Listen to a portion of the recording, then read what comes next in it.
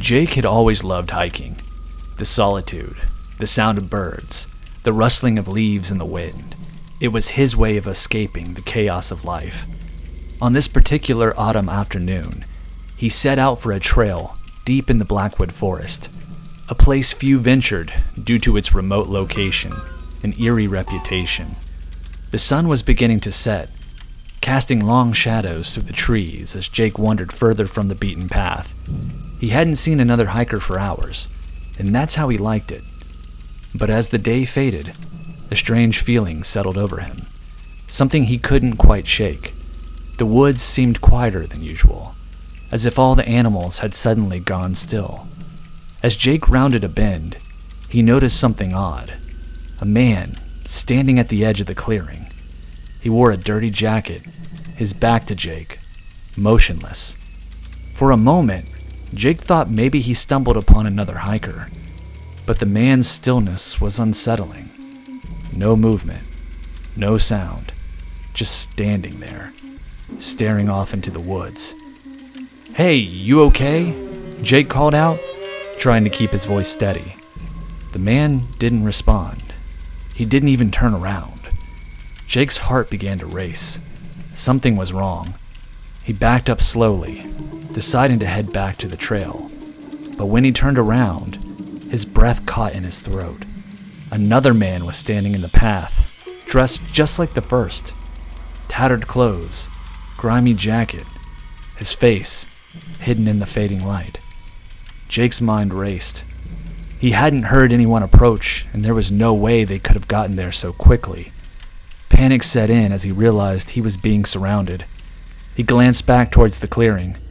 The first man was now facing him, his face obscured by shadow, but there was something horribly wrong with the way he stood. His limbs seemed too long, his body twisted, as though it had been broken and reassembled. Without thinking, Jake bolted through the trees, crashing through branches and underbrush. His breath came in ragged gasps as he ran, his only thought to get away. But as he ran, he heard footsteps behind him. Not the quick, light steps of someone chasing him, but slow, deliberate footsteps. Like whoever or whatever was following him didn't need to hurry. The sun had nearly set by the time Jake burst out into the main trail. He stopped to catch his breath, his heart pounding in his ears. Looking back, there was nothing behind him. No sign of the men. No sound but the wind in the trees. But when Jake turned to continue down the trail, he froze. Standing in the distance, just at the edge of his vision, was one of the men, watching him, waiting. Jake never hiked alone again.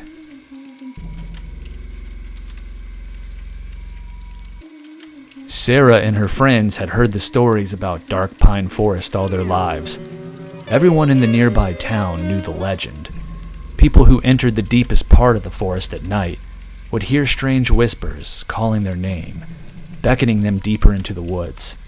The ones who followed never returned. But Sarah and her friends were skeptics, and on a dare, they decided to spend the night camping in the heart of Dark Pine. Armed with flashlights, tents, and enough snacks to last them the night, they ventured into the woods late one evening, laughing off the warnings from the locals. They set up camp near a small clearing, just as the sun dipped below the horizon. The forest was thick, with tall, looming trees, their branches tangled like skeletons reaching for the sky. The air grew colder as night fell, but the group huddled around the fire, telling ghost stories and laughing. It was well past midnight when Sarah first heard it. A soft, barely audible whisper carried on the wind. She froze, listening. Sarah. It was faint, almost indistinguishable from the rustling leaves, but she could have sworn it said her name. Sarah. "Did you guys hear that?" she asked, her voice low. "Hear what?" one of her friends replied, looking from the fire. "That whisper. I thought I heard someone whispering my name." They all laughed, brushing it off as Sarah getting caught up in the eerie atmosphere. But a few minutes later, another one of her friends, Jenna, stiffened. Jenna. "I just heard it too." The group fell silent, the crackling of the fire suddenly the only sound in the thick darkness. Then, all at once, they heard it, a soft chorus of whispers, weaving through the trees like an invisible presence. Their names, whispered over and over, each one growing louder. "It's just the wind," one of the guys said, trying to sound brave, but there was a tremor in his voice. The whispers grew louder, circling around them. Sarah's heart raced as she scanned the darkness beyond the firelight. There was nothing there, nothing but trees and shadows. But the voices didn't stop. Then, Jenna stood up suddenly, her eyes wide and unfocused. "I need to go," she muttered, her voice distant. "What are you talking about?" Sarah grabbed her arm, but Jenna pulled away, walking toward the edge of the clearing.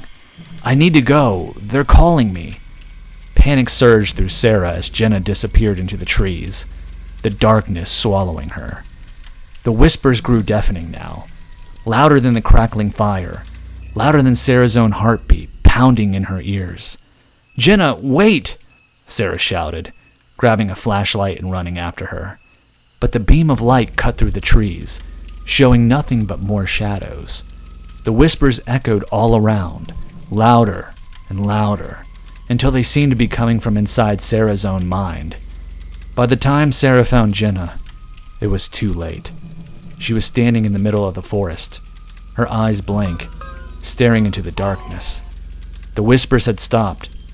The next morning, the police found Sarah and her friends shaken but alive, except for Jenna. She was gone, with no trace of where she had disappeared. No one who hears the whispers ever comes back.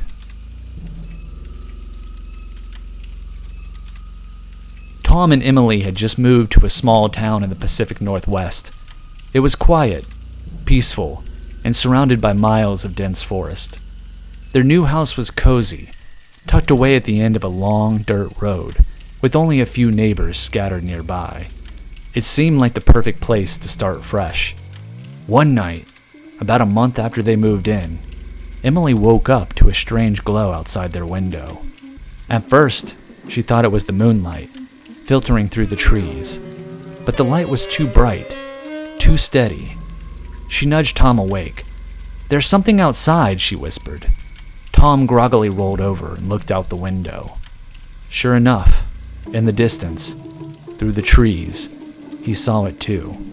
A soft, eerie light flickering deep in the woods. "Probably just someone camping," he muttered, turning over. "Go back to sleep." But the light didn't go away.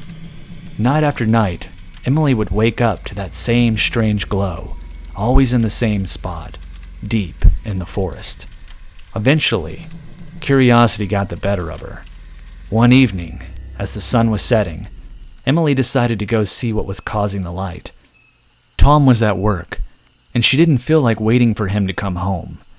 Grabbing a flashlight, she set out towards the woods, following the path she had seen the light flickering on so many nights. The forest grew darker and denser as she walked, the trees closing in around her. She wasn't sure how far she had gone when she finally saw it. The light. It was closer now, pulsing softly, just beyond the next ridge. She quickened her pace, eager to find its source. But as Emily crested the ridge, she stopped dead in her tracks. The light wasn't coming from a campfire or lantern. Instead, it was hovering in midair, an unnatural, glowing orb about the size of a basketball.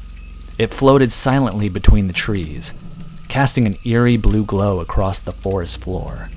Before she could react, the light moved, slowly at first, then faster, darting deeper into the woods. Emily followed, her curiosity overtaking her fear. The light seemed to weave through the trees, leading her further and further from the path.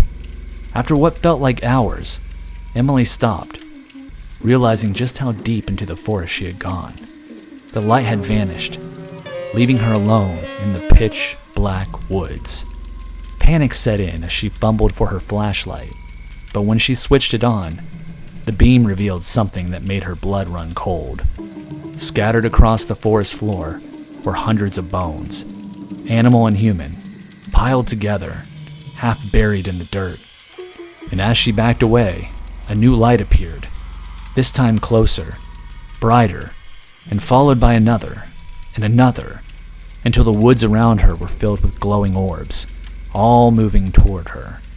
Emily ran, the lights chasing her through the trees, their glow reflecting off the skeletal remains scattered in every direction. By the time she stumbled back to her house, the lights had disappeared, but the memory of what she saw would haunt her forever. And that night, from her bedroom window, she saw the lights again, closer this time. She never went back into the woods.